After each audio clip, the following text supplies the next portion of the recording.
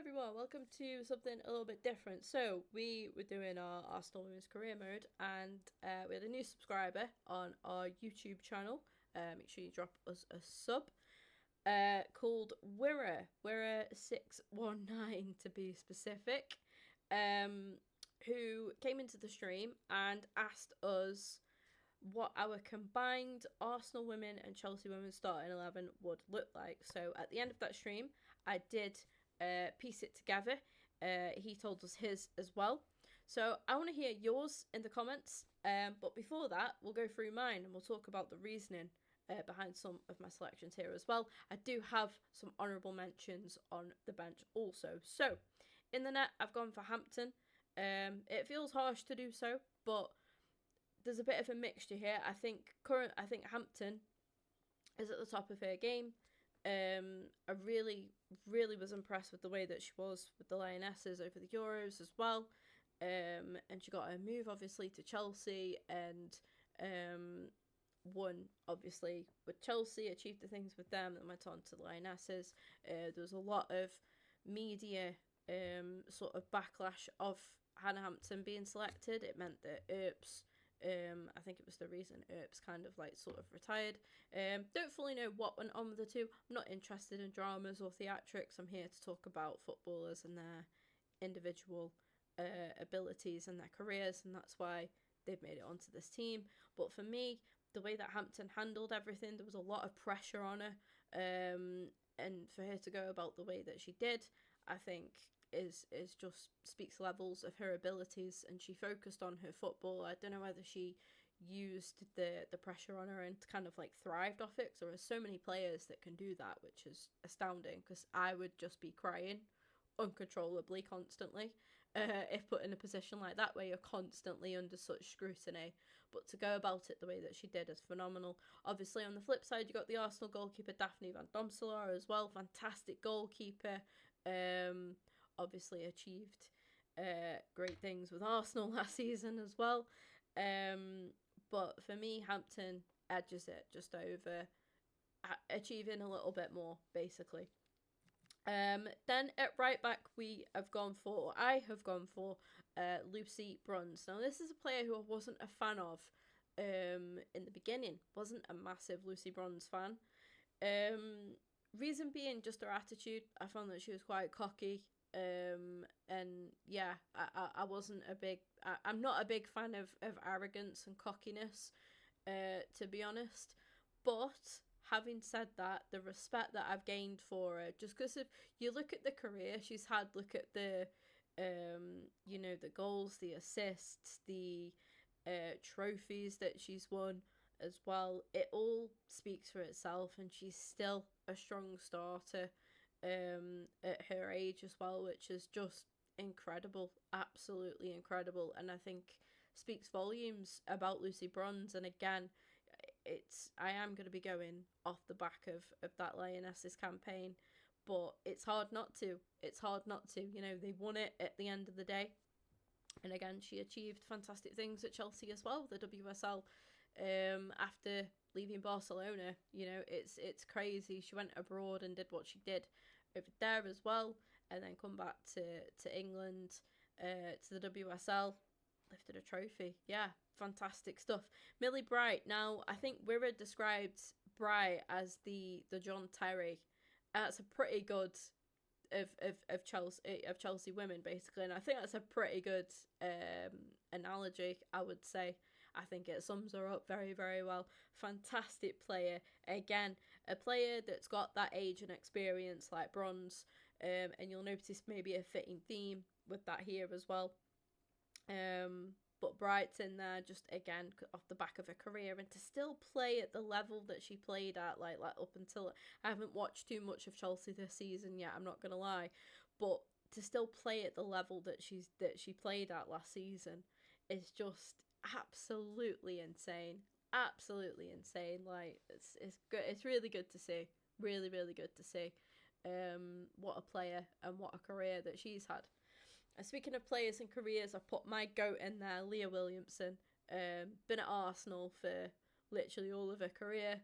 And she's been through so many different transitioning periods at Arsenal as well. Been through it all, the highs, the lows, and she's just, I think one thing when you look at this back line that I've put in there, you've just got natural leaders. You've just got a back line of experience, quality, still quality, experience, and just leadership. Like, absolutely incredible. Again, just a career that she's had, and to be such a stagnant's not the right word, sorry, it's such a sentiment into she's one of the first names on the team sheet for Arsenal. Same with England, I'd imagine, as well. Still going strong. Love to see it. Absolutely love to see it. Alongside Leah then, and completing our back line, I've gone for Katie McCabe. Bit of a loose cannon at times. She has her hot-headed moments, but she wouldn't be Katie McCabe without that. And I think that completes and sort of adds to her in a way. We love, Arsenal, we love Katie for who she is exactly, down to a T. And we know what we're getting out of Katie McCabe. You've got a fiery, but very, very strong left back there that can go forward, make those runs, find gaps. Excellent delivery from her as well, from whether it's from a cross or a corner, set piece. Yeah, phenomenal player, Katie McCabe, and that's why she's in there, and again has achieved great things with Arsenal. And speaking of greatness, Kimmy Little, just astounding. The role that she can play, like anywhere in that midfield she can play, and she's done it for so long, and she just slots in. She very rarely puts a foot wrong, Kim Little, and she does that game in, game out. She's not a fancy player. She's not a, compared next to her we've got Mariona Caldenti, who's all for like the flair and everything else as well, but there's more to Caldenti than that. But no, she's not that. She's not that midfielder. She's solid, but she gets everything right, kind of like a James Milner in a way, if you think about it, like a prime, just a absolute workhorse, doesn't stop, gets everything right. Like, you just one of those players she's gonna get, even if Arsenal are having a bad day, she's still gonna put a 7 out of 10 performance.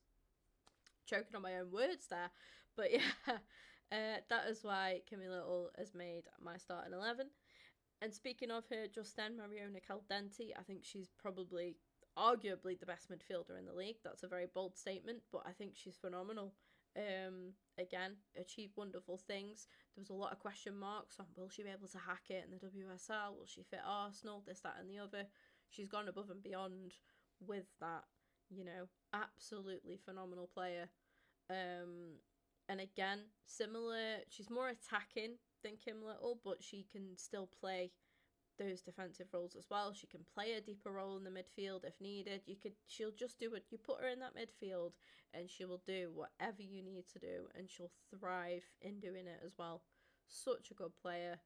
And yeah, I think that the best of the best when you speak of Mariona Caldenti. Kira Walsh I put in there again for her career alone. I think always admire a player that goes abroad and excels over there and then comes back and does a job as well. Again, achieved wonderful things with that Chelsea side, and on the international stage as well. Her and Stanway, such a big part of that England midfield.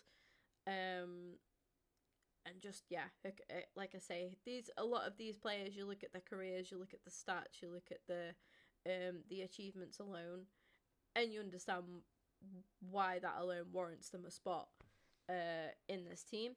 On the right, you can't see it quite well because my face cam's covering, but we got Beth Mead. There are some players that I probably could have took out for Mead, but I just don't disrespect Beth Mead. She's, again, been around for time, been top of the top for time. She'd chip in, fantastic assists, decent goals as well. Works hard, gets down to it, doesn't complain. Struggled with injuries and that, but still slots straight back into the team like she's never been gone. And just, yeah, it's just Beth Mead. She's reliable. She's, again, just day in, day out, does what needs to be done. Fantastic player. Absolutely fantastic player. On the left, I've gone for Chloe Kelly. Her redemption arc alone, I think, warrants her a spot in this team. She was struggling. She was unhappy. She debated quitting football. She left where she was unhappy. She changed her situation. She fought for a spot in an Arsenal side that was coming back from, obviously, what Jonas had left, you know, an Arsenal side that was on the up, that was winning games, and we were trying to close down that gap as much as we could. There was a fair gap before Rene took over. But yeah, she come into a side that was already thriving and doing so well, and just added more to that. Her redemption arc is incredible. To do what she did, to come back, I don't think, you know, to come back from wanting to quit the sport, to then go on to win a Champions League and be a pretty good part of that as well, is just incredible. And off the back of that, getting called up to your country, you know, she wasn't a starter for England, but every time she came off that bench, she delivered. And she scored some important goals. She assisted some important goals that led England to the success that they achieved in the end.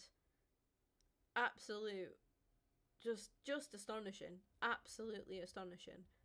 The levels of just raw ability, and to not let all the shit going on affect you, and to just play the sport that you love and enjoy and are so good at and thrive, and maybe again turn that negative energy and all those bad moments and negative moments into the fuel.